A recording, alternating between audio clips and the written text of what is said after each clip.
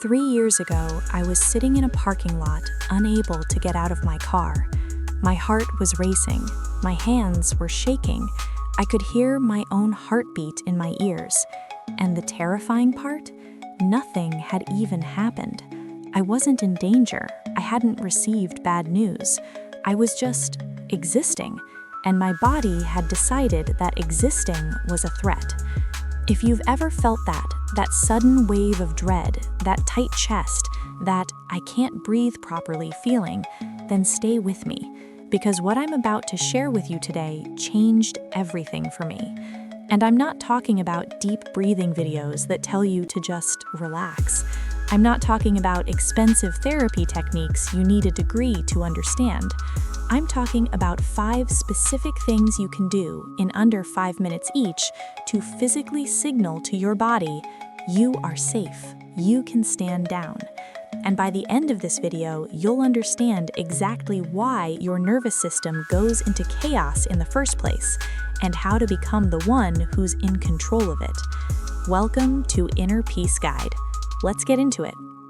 Before we get into the techniques, I need to tell you something I've never talked about publicly. For about 2 years of my life, I was living in a state of constant hypervigilance. I didn't know what to call it back then. I just knew that I was always on, always scanning for something to go wrong, always bracing for impact. I'd wake up in the morning already exhausted because my body had been working overtime while I slept, already preparing for a threat that wasn't coming.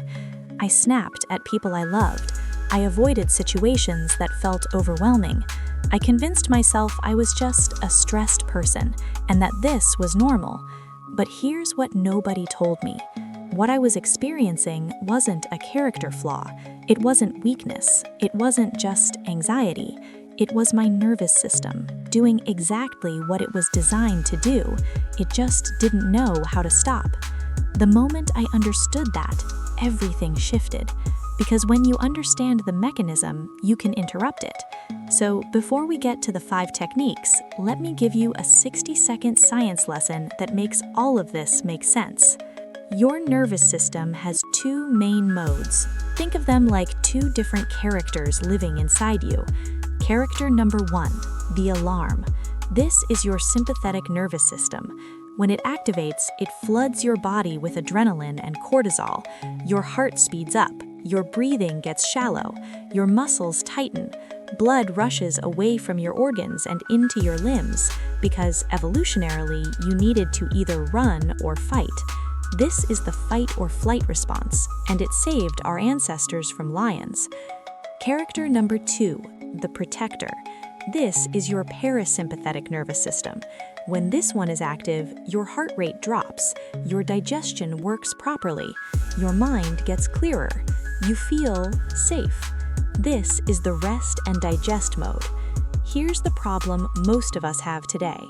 We live in a world with infinite small stressors. Emails, social media, traffic, deadlines, difficult relationships, and our alarm system doesn't know the difference between a lion and a passive-aggressive text message, so it stays on all day, sometimes all night. And the longer it stays on, the harder it becomes to switch it off. That's called a dysregulated nervous system. And if any part of that resonates with you, you're not broken. You just need to learn how to speak your nervous system's language. These 5 techniques are exactly that.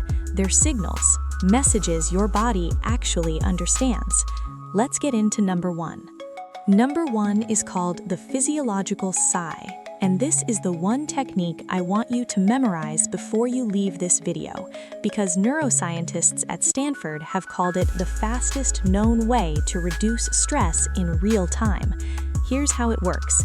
You take a deep breath in through your nose, and then, before you exhale, you take one more sharp inhale on top of it.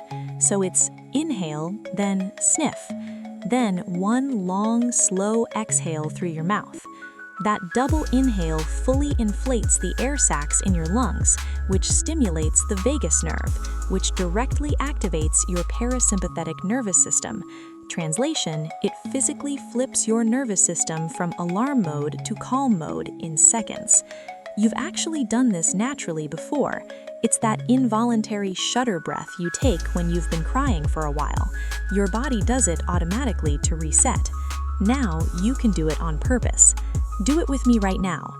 Inhale through your nose and sniff again at the top. Now exhale slowly through your mouth. Feel that? That subtle shift in your chest?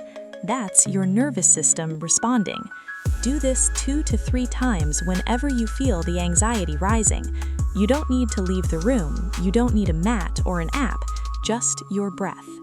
Number 2 might surprise you. Cold water on your face. I know, stay with me. There's a physiological response in mammals called the dive reflex. When cold water hits the area around your eyes and nose, your body instinctively slows your heart rate and redistributes blood flow. It was designed to help us survive underwater, but it works just as well in a panic attack. Here's how to use it. Fill a bowl with cold water or just use your bathroom sink. Take a breath in, then submerge your face for 15 to 30 seconds. Or if you can't do that, just splash cold water repeatedly over your forehead, cheeks, and the back of your neck. Some people even just hold a bag of ice against their face. The effect is almost immediate. Your heart rate drops, the alarm softens. I personally used this technique the night I had my worst panic attack. I was in the bathroom, heart pounding at 130 BPM, convinced something was medically wrong with me. I splashed cold water on my face, not because I knew the science, but because instinctively my body wanted it. And within 60 seconds, I could breathe again. Now I know why it works, and knowing why makes it even more powerful, because you can trust it. Number 3 is for when your mind has completely taken over. When you're not just anxious in your body, you're spiraling in your thoughts. This is called the 5-4-3-2-1 grounding technique, and it works by pulling your brain's attention away from the threat it's imagining and back into the room you're actually in. Here's how to do it. Name 5 things you can see. Look around, really look. The texture of the wall, the light hitting a surface, a plant, a shadow. 5 things. Name 4 things you can feel physically. Your feet on the floor, the temperature of the air, the fabric of your clothes, the weight of your body in the chair. Name 3 things you can hear. Maybe it's distant traffic, a fan, your own breathing. Listen actively. Name 2 things you can smell. This one slows you down, and that's the point. Name 1 thing you can taste. This technique works because anxiety lives in the future. It's always, what if this happens, or what if that goes wrong? But your senses only exist in the present. So by forcing your brain to engage your senses, you interrupt the anxiety loop and bring you back to now. And right now, you're safe. Number 4 is the one people always look at me weird for until they try it. Humming. I'm serious. Your vagus nerve, the superhighway between your brain and your body's calming system, runs through your vocal cords.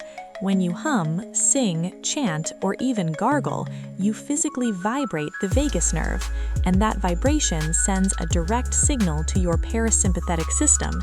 It's okay, we're calm, stand down. There's a reason so many spiritual practices involve chanting. There's a reason lullabies soothe babies. There's a reason we instinctively hum when we're doing something we enjoy. Your body already knows this. We just stopped doing it as adults because we got self-conscious. Here's how to use it. The next time you feel your chest tightening, hum a song you love, or just hum a single note on a long exhale. Do it for 2 minutes. Or try gargling with warm water for 30 seconds. Or sing in the car on the way to something stressful. It sounds almost too simple, but the science is solid.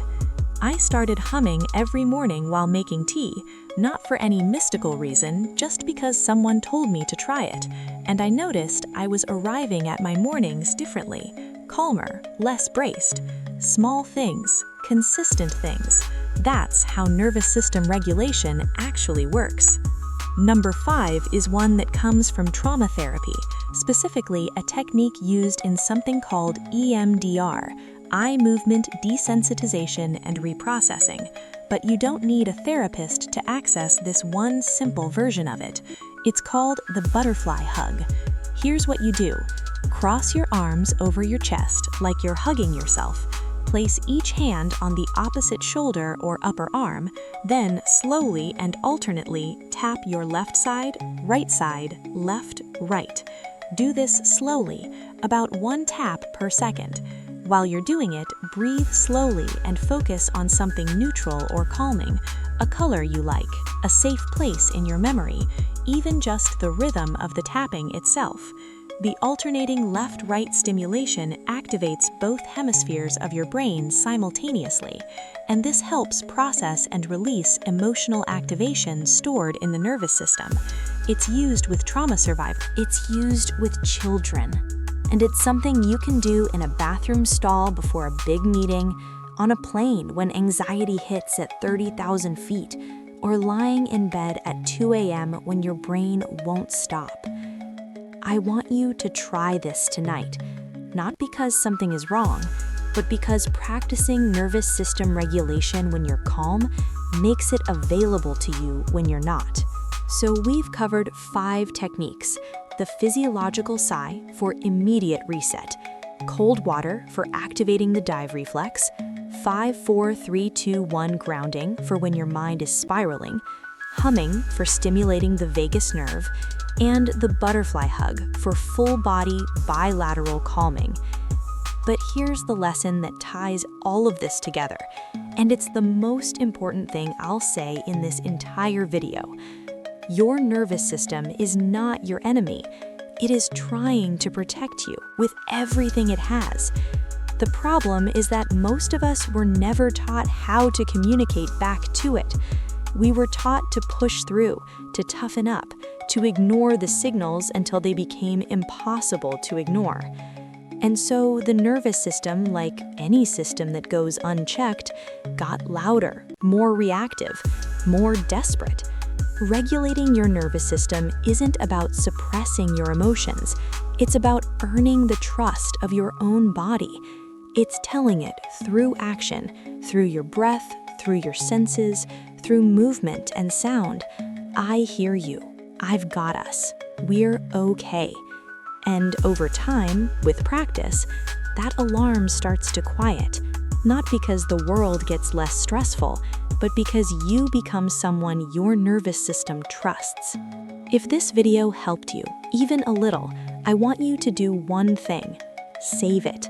Not just like it, save it, so that the next time your nervous system is screaming at you and your brain can't remember anything, you have this right here waiting for you. And if you're new to this channel, welcome. Inner Peace Guide exists for one reason: to be the resource I wish I'd had when I was sitting in that parking lot, shaking, not knowing what was wrong with me. If you want more videos like this, on healing, on mental health, on becoming someone who feels genuinely okay in their own skin, subscribe and hit the bell. There is a version of you that wakes up without dread, that moves through hard days without falling apart, that actually feels at peace. That version isn't far away. We're building toward them together. I'll see you in the next one.